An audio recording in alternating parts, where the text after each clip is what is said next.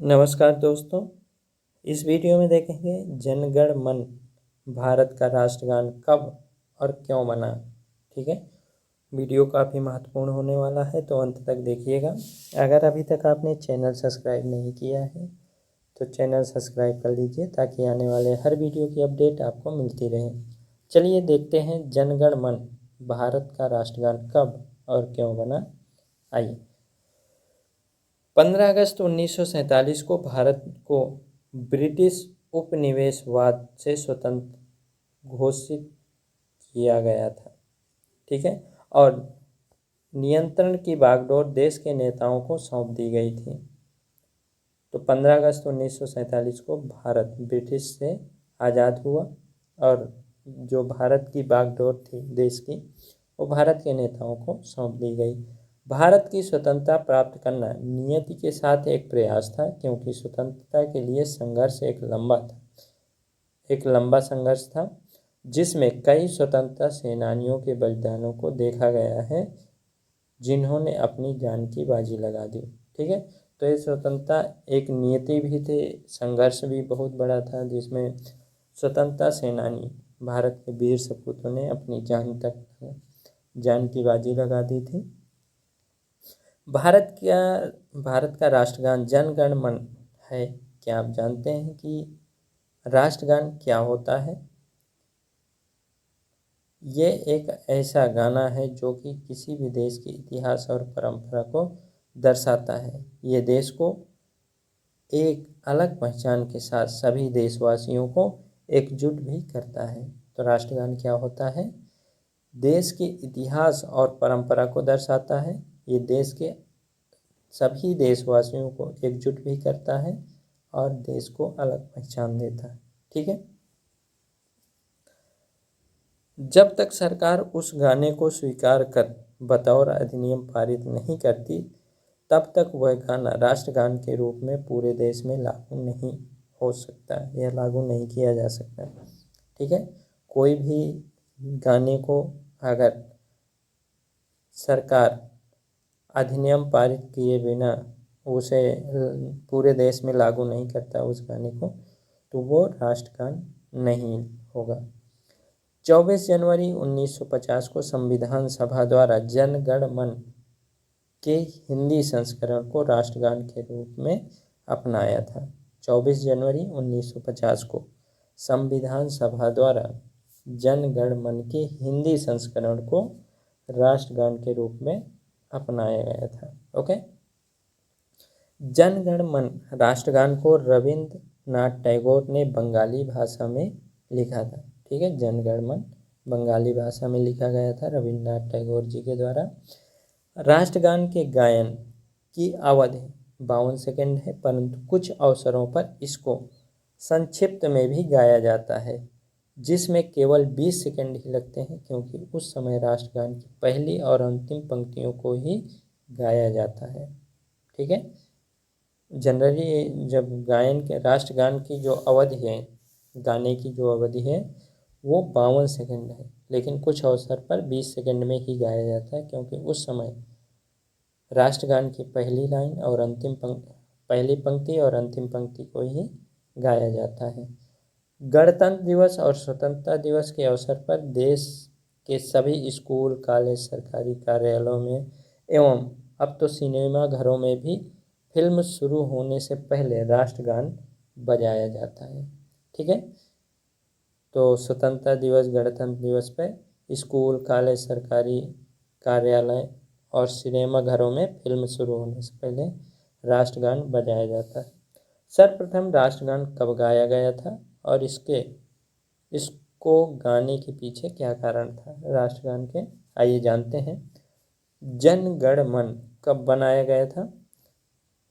सन 1911 तक भारत की राजधानी बंगाल हुआ करती थी। ठीक, 1905 में जब बंगाल विभाजन हुआ तो आम जनता और आंदोलनकारी बंग भंग आंदोलन का विरोध करने लगे। तब अंग्रेजों ने कलकत्ता के बदले दिल्ली को भारत की राजधानी बनाया था। ठीक है, ओके, तो 1905 में बंगाल विभाजन हुआ। लोगों ने इसका विरोध किया तो अंग्रेजों ने कलकत्ते से बदलकर दिल्ली भारत की राजधानी बना दी। धीरे धीरे भारतीयों के दिलों में स्वतंत्रता की भावना जागृत होने लगी और तभी कलकत्ता के एक कोने में एक गीत जन गण मन अधिनायक जय हे का जन्म हुआ, जिसे तत्कालीन कवि रविन्द्रनाथ टैगोर ने बंगाली में एक कविता के रूप में लिखा था। ठीक है, तो कलकत्ता में कहीं एक गीत जन गण मन अधिनायक जय हे का जन्म हुआ, जिसे रविन्द्रनाथ टैगोर ने बंगाली में एक कविता के रूप में लिखा था राष्ट्रगान को। ओके, आगे बढ़ते हैं। इस गीत को पहली बार 27 दिसंबर 1911 को कलकत्ता में भारतीय राष्ट्रीय कांग्रेस के वार्षिक सम्मेलन के दूसरे दिन गाया गया था। फिर से इस गीत को इसको जन गण मन अधिनायक जय को 27 दिसंबर 1911 को कलकत्ता में जब भारतीय राष्ट्रीय कांग्रेस का वार्षिक सम्मेलन था तो दूसरे दिन इसे गाया गया था।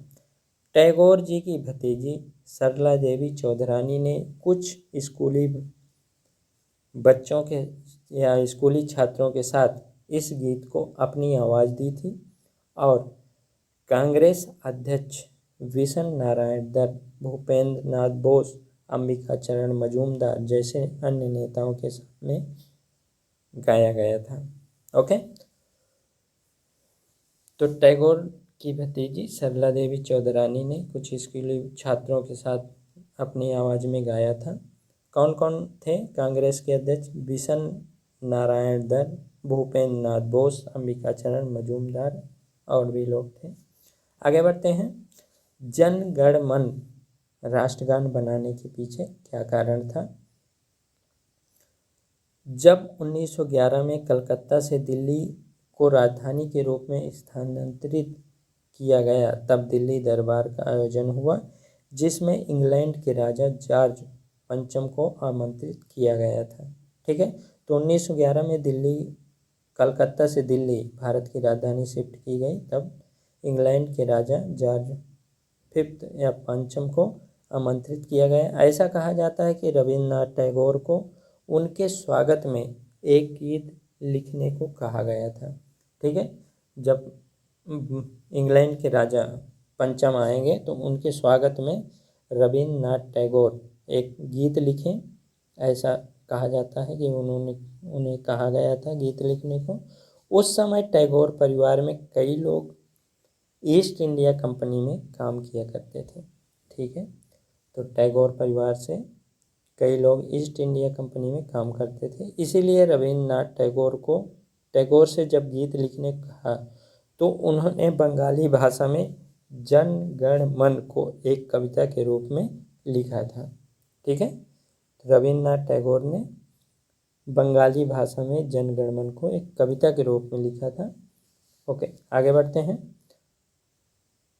राष्ट्रगान के बारे में कुछ महत्वपूर्ण तथ्य आइए देखते हैं, ध्यान से देखिएगा।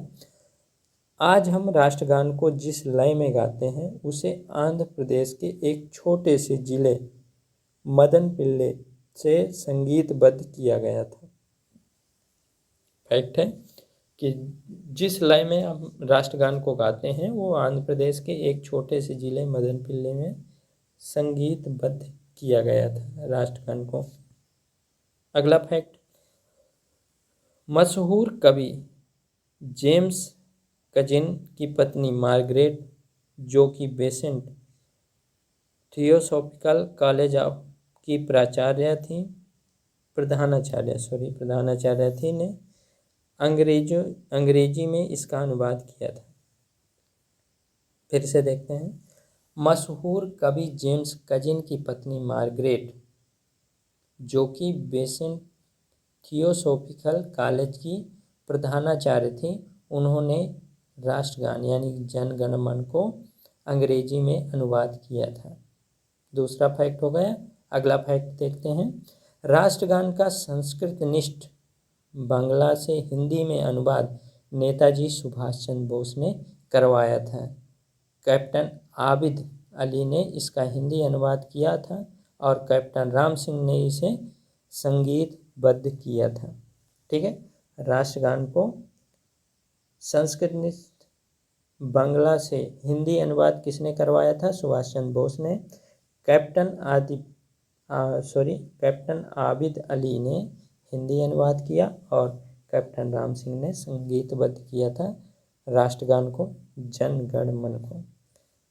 ठीक है, 1911 में रविन्द्रनाथ टैगोर ने 5 पदों वाली एक कविता की रचना की थी और उसी कविता के पहले पद को राष्ट्रगान के रूप में अपनाया गया था। फिर से, क्या आप जानते हैं कि 1911 में रविन्द्रनाथ टैगोर ने 5 पदों वाली एक कविता की रचना की थी और उसी कविता के पहले पद को राष्ट्रगान के रूप में अपनाया गया था। ठीक है, तो रविन्द्रनाथ टैगोर द्वारा लिखी गई जो कविता थी, जो कहने पर लिखा गया है, अंग्रेजों के कहने पर लिखा गया है, जब जॉर्ज पंचम आए थे 1911 में, तो उनके स्वागत के लिए जो कविता लिखी थी वो 5 पदों में लिखी गई थी। उसमें पहला जो पद था उसे राष्ट्रगान के रूप में अपनाया गया था। ठीक, आगे बढ़ते हैं। अगला फैक्ट, कानूनी तौर पर किसी भी व्यक्ति को राष्ट्रगान गाने के लिए बाध्य नहीं किया जा सकता।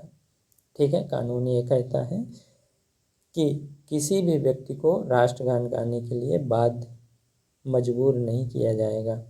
अगला fact, prevention of insult to national honour act 1971 की धारा 3 के तहत राष्ट्रगान के नियमों का पालन नहीं करने पर और इसका अपमान करने पर कड़ी कार्रवाई की जाती है।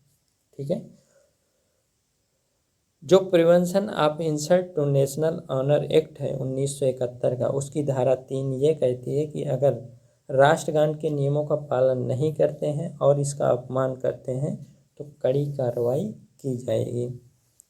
अगला फैक्ट, आमार सोनार बांग्ला, जो कि बांग्लादेश का राष्ट्रगान है, रविन्द्रनाथ टैगोर ने ही लिखा था और दुनिया में पहले ऐसे कवि बने जिन्होंने 2 देशों का राष्ट्रगान लिखा। ठीक है, तो बांग्लादेश का राष्ट्रगान क्या है? अमार सोनार बांग्ला। इसे भी रविन्द्रनाथ टैगोर ने ही लिखा और ये ऐसे कवि बने जो 2 देशों के लिए राष्ट्रगान लिखे, पहले कवि हैं। अगला फैक्ट देखते हैं,